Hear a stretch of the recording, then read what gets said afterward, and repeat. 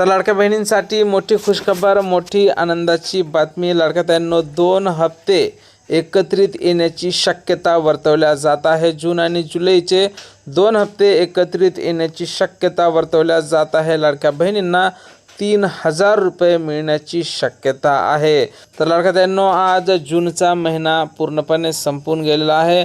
आज जुलै महिन्याची 3 तारीख आहे आणि या हप्ते वितरणाला सुद्धा जर विलंब होत असेल तर निश्चितच तुम्हाला 2 हप्ते एकत्रित येणार आहे. आणि अशा प्रकारच्या बातम्या प्रसार माध्यमांवर ट्रेंड करत आहे. यूट्यूब चॅनलवर सुद्धा ह्याच बातम्या चालत आहे की लाडक्या बहिणींना 3000 रुपये एकत्रित येण्याची शक्यता आता वर्तवल्या जात आहे. माझ्या मते तरी तुम्हाला 2 हप्ते मिळणार नाही, फक्त एकच हप्ता 10 ते 12 तारखेच्या दरम्यान येण्याची शक्यता आहे. पण जर प्रसारमाध्यमांवर या बातम्या ट्रेंड करत असेल तर या बातमीत काहीतरी सत्यता असू शकते आणि या संदर्भात सध्या तरी आम्ही वरिष्ठांकडून माहिती घेण्याचा प्रयत्न करत आहोत.